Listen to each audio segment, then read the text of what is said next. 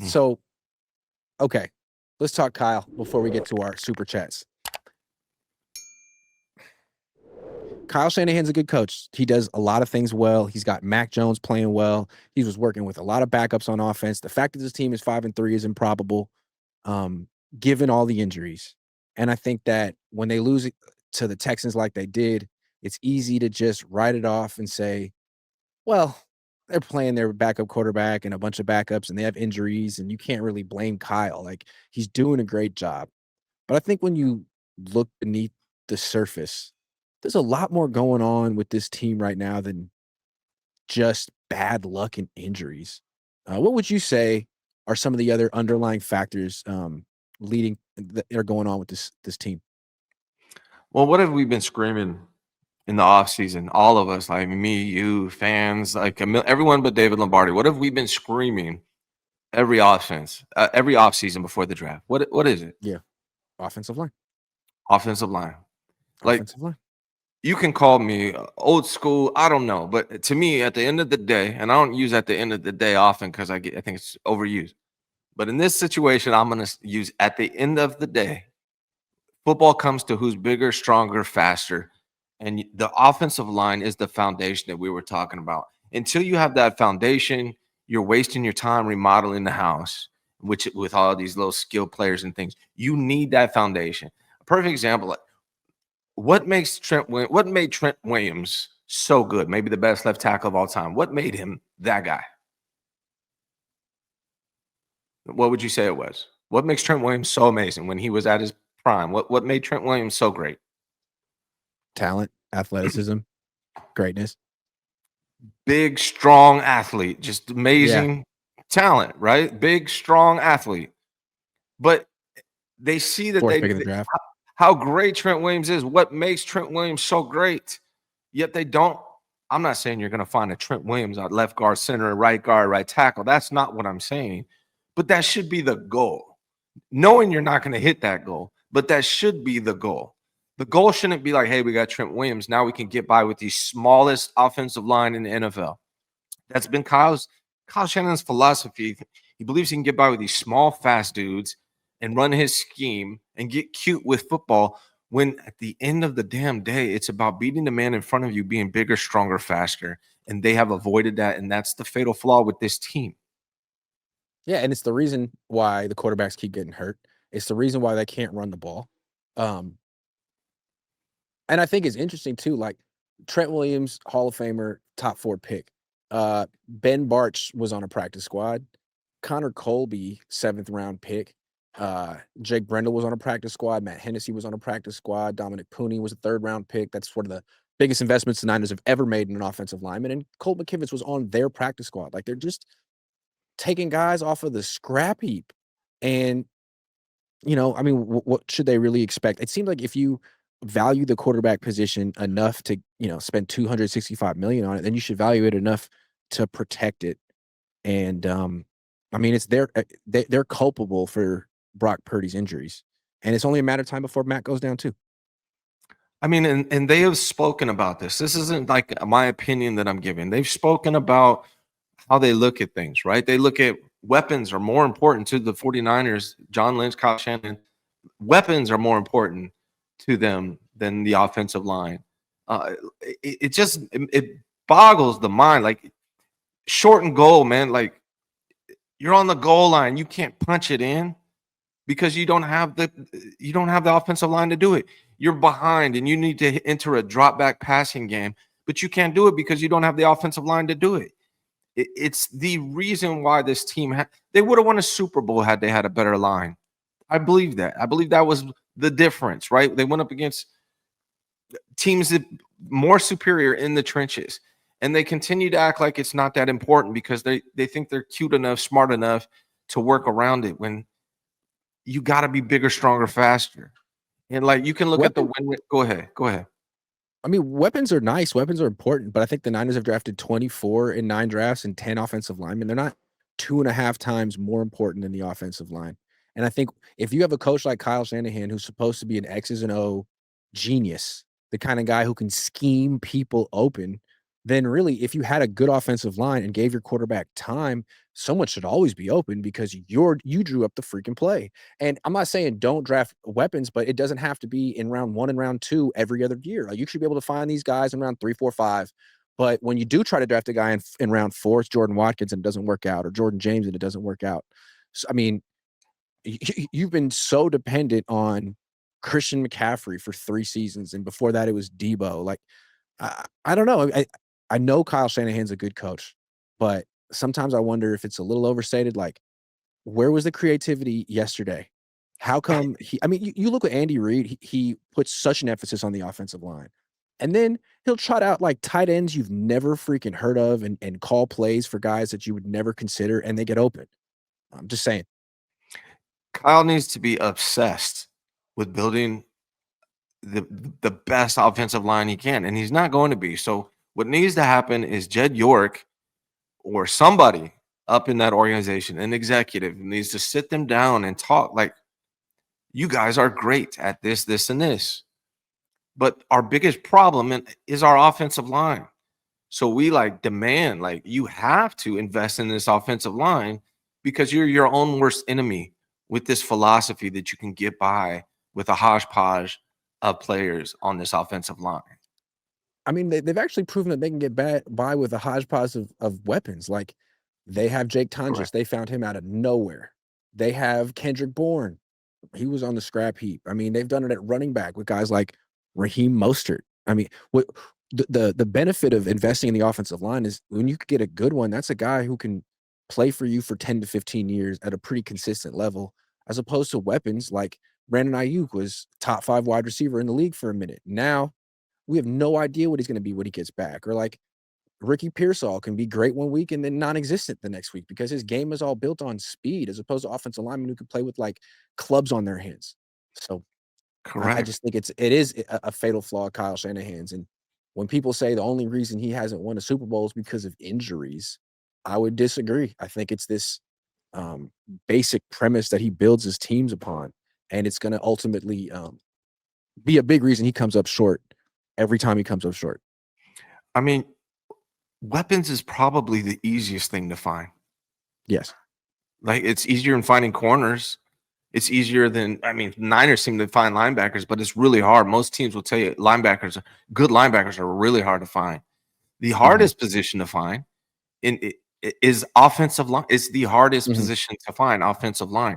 So what does that mean? Do you ignore it, or does that mean you have to double and you have to double your investment in order to sort through those guys and find those guys? That has to be your priority. You have to be obsessed with building an absolute brick wall in front of your quarterback and in front of Christian McCaffrey.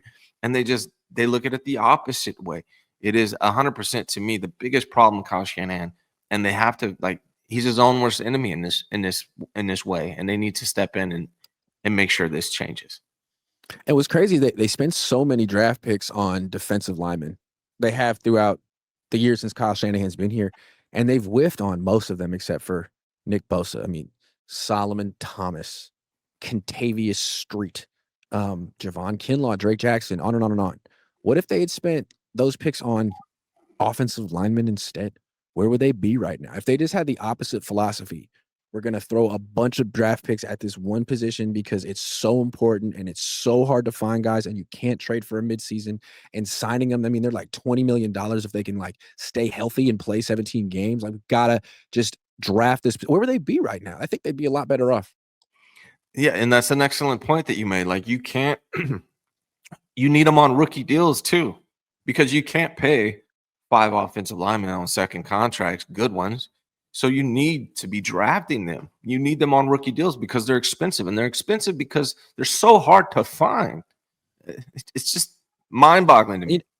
And what's crazy too is the Niners have the opposite philosophy. Like, D-line is the most important thing. D-line over everything. That is the easiest position to find at the trade deadline. Like, do you need a future Hall of Fame defensive end? You could get one for like a second-round pick if you can afford him.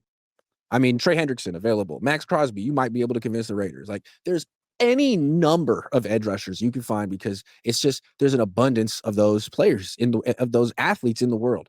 Can't find a guard though. Can't find a center. Good luck. Prize Picks will give you $50 when you play your first $5 lineup. Win or lose, you'll get $50 for playing. Use promo code COHN, COHN, and download the app now. A lot of players, there's been a transition. Like, I heard a college coach, I forget which one, was talking about it, where all the really good athletes want to play defense, like on the line, right? If you're an O-line, D lineman in high school, like they all want to play defense. They'd rather go after the quarterback than protect them. So they're very hard to find, and that's why you have to invest so heavily in the draft. That's why you shouldn't be investing so heavily in defensive line and weapons, because all the best athletes in high school want to play those positions because that's where the money is. So that's where all the depth is. Wide receiver, running back, D line. The ones where it's hard to find are like secondary, because most of those guys want to play wide receiver. Exactly. So how many like actual premium athletes choose to play corner? Like, you're a psycho to do that. Yeah. All the rules are against you. It's a really hard position. They don't even show you on TV. You get no glory. Like, those are the guys I want to draft, the legit lockdown corners. Like, those guys are super rare. The guys who actually want to play offensive tackle instead of defensive tackle. Like, Eric Armstead's a great example. He was considered the #1 offensive tackle in high school coming out, but he wanted to play D-line because that's where the money is. He would have been so much better as an offensive lineman, but it is what it is. Yeah. You're 100% accurate, man. That corner spot is the second hardest position in football after quarterback to me. So finding your quarterback, finding your corner, and your offensive line, those are the hardest positions to find to me. You can find receivers and running backs anywhere. I mean, look at Kendrick Bourne was able to step in and do 142 yards back to back in games out of nowhere, right? It's Cowboys needed a wide receiver. They traded for George Pickens. Any team that needs a wide receiver right now could probably go get AJ Brown. I mean, It's not hard. It's really not. Right. Deebo Samuel was lying around. Washington got him. It's not hard to get wide receivers. There's a bajillion of them, but God forbid you want a guard. Running backs too. And I'm not so sure that Jordan James isn't amazing, because I haven't seen him yet. He might be amazing. He might be better than Christian McCaffrey right now. He really might. Yeah. How can the Niners even know? I mean, they've never seen him even in a preseason game. I feel like you could look at him in practice and maybe judge him in meetings to see how on his assignments he is, but you have no idea how hard he's going to hit the hole. He might hit it freaking really hard. He might be explode. They have no idea if he could break tackles and make guys miss. No one does. It's too bad. Yeah, and that's why why I wanted to keep Jordan Mason last year. Lose, Ryan? What they go from 32nd in the league to 32nd in the league in yards per? Like, what could they possibly lose? That's a good point. Yeah. Bill Kennedy says, why doesn't the NFL require MetLife replace turf? That's a slippery slope. A lot of these places use turf. Who's to say MetLife's is any worse than Seattle's? Yeah, I don't know why they don't. I know it costs like $1 million per year to upkeep it, but that seems like pocket change to these owners if it would mean keeping them healthy. They recently did the NFL released some like results. So we did a study and there's no difference, but then there's player surveys. They found that there is a difference. If your players want to play on turf or natural grass, then just give it to them. Like, what? It's $1 million a year or whatever it is to upkeep it. It's stupid. They need to go. I think it's absolutely disgusting that these teams build billion-dollar stadiums with turf. Like, I can't express how much I can't stand SoFi Stadium. It's the worst. I'm nothing against Inglewood, but it's not even about that it's in Inglewood. It's just next to LAX. It's not where anyone would really want to be. It's huge. It has a roof in LA. It's open air, but it has a roof and it has turf. 2 thumbs down. Get out of here.